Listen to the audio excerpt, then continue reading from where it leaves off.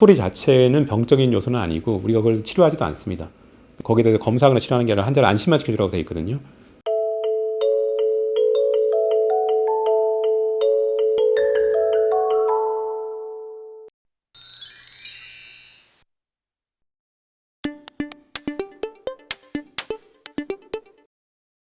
우리가 보통 골다공증에서도 중요한 문제라고 보는데, 우리의 이제 골격의 그런 강도나 또는 근육의 매스, 용량이 보통 30대 중반 정도의 최대치로 보는데, 보통 나이가 들면 일반적으로 다 감소하죠.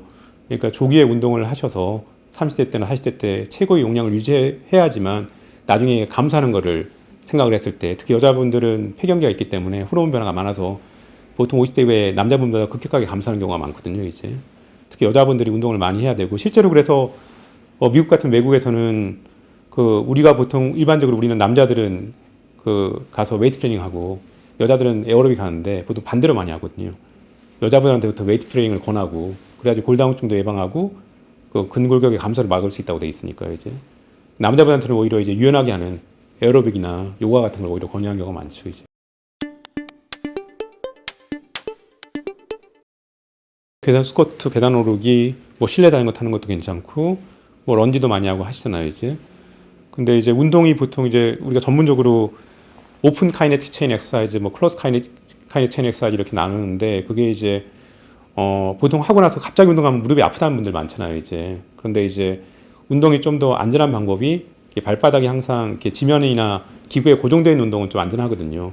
오히려 이제 스쿼팅 같은 거는 역기를 메고 해도 무릎이 안전해요. 왜냐하면 운동한 내내 근육이 긴장되기 때문에 관절을 보호해 주거든요, 이제. 근데 뛰는 거는 사실 무리가 많이 갈 수 있어요. 근데 뛰는 걸 하지 말라는 얘기가 아니라, 하시려면 이제 평소에 이제 스쿼팅 같은 거나 실내 자전거 타는 걸 많이 하는 게 오히려 무릎 관절은 영향 없이 근육을 키울 수 있는 더 좋은 운동이죠, 어떻게 보면.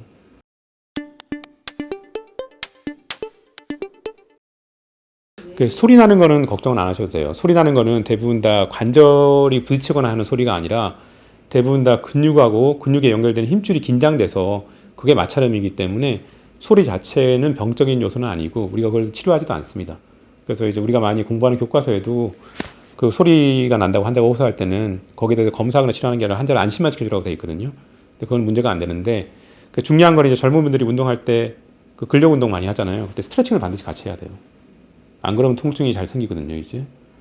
그래서 무릎 스트레칭은 굉장히 간단하니까, 이제 앞쪽 스트레칭하고 뒤쪽 스트레칭이 있는 거고, 구글에 가면 Q 스트레칭이라고 치면은, 대퇴사두근 쿼드리셉스라고 부르는데, 거기에 Q를 떠서 Q 스트레칭 치면은 그림으로 잘 설명되어 있거든요. 그거 보고 따라 하시면 됩니다. 그러면 이제 운동 전에 하시면 별 문제 없죠, 이제.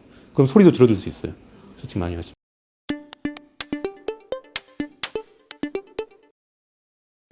글루코사민은 이제 약물이 아니라고 식품처럼 돼버렸죠. 뭐 외국 가면은 슈퍼마켓에서 쉽게 구입할 수 있고, 그리고 요즘 우리나라에 뭐 워낙 많은 그런 약물 식품들이 많이 남아 있죠. 이제 뭐 관절 땡땡 뭐 해가지고, 그리고 뭐 푸른 홍합 이래가지고 환자들도 많이 이제 이거 먹어야 되느냐라고 오시는데, 사실 이제 그 식품들이 검증되어 있는 건 아무것도 없어요.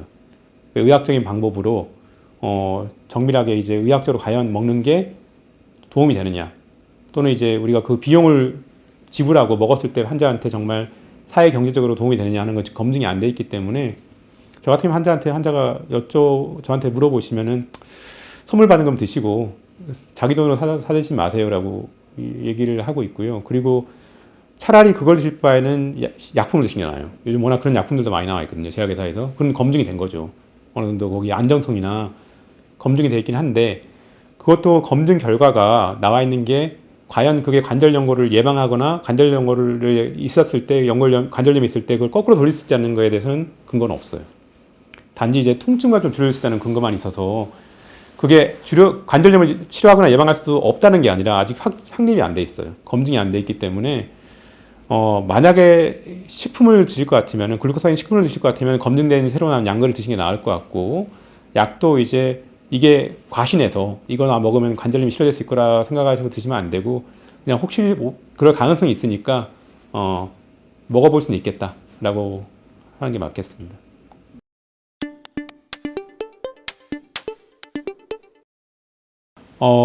인공관절을 하게 되면 이제 양쪽 관절염이 같이 있는 분들이 많아서, 양쪽 관절을 동시에 하는 방법이 있고, 그 나눠 사는 방법도 있고 또는 한쪽만 하시는 분도 계시죠. 근데 이제 저 같으면 건강에 큰 문제가 없다 그러면 양쪽을 동시에 하는 걸 선호하기 때문에 선호하시게 되면 보통 한 입원 기간은 평균적으로 한 2주 정도 입원하시게 됩니다. 2주 정도 입원하시게 되고 입원 2주째 되면 이제 수술한 봉합사도 다 풀고 퇴원하시게 되죠, 이제. 그리고 한쪽만 하시는 분도 입원 기간은 비슷합니다. 그분도 2주 정도 있다가 대부분 퇴원하시게 되고 또는 뭐 환자분이 원하시면 1주에 퇴원하셔도 별 무방은 합니다. 꼭 있어야 될 시기는 보통 한 3, 4일 정도 병원에 있는. 근데 재활 때문에 보통 한 2주간 있으시게 되죠, 환자분들이.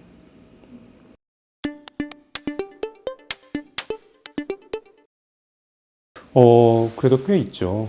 꽤 있습니다. 특히 이제 제일 많은 재수술의 원인이, 전에도 말씀드렸지만, 이제 수명 자체가 다해서 오는 분도 있지만, 요즘 인공관절 수명 자체가 워낙 길어져가지고, 제일 많은 이제, 특히 우리나라에서는 그 재수술의 원인이 세균 감염이거든요, 이제.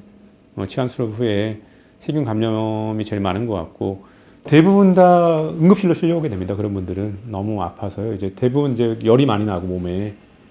그 무릎이 수술한 부위가 빨갛게 부어오르게 되고 뭐 심한 경우는 고름이 나오는 경우도 있고 막 그러니까요. 이제 세균 감염의 기본적인 치료 방법은 기존에 있던 인공관절 치환물을 다 빼내야 돼요.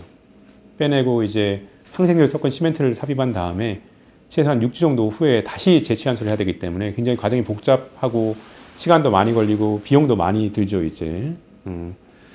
그래서 이제 그거를 빨리 잘 결정을 해가지고 수술을 정확하게 하는 게 중요한 것 같고, 그럴 경우는 환자들이, 저도 보람도 많이 있고, 거기 환자들도 이제 고마워하죠. 왜냐하면 그게 세균감염이 생기게 되면 그 통증이 말도 못 하거든요. 거의 이제 보행을 못 하고 환자들 거의 누워있게 되기 때문에, 이제 그게 이제 어려운 작업이긴 하지만, 제일 좀 보람을 느끼는 것 같습니다.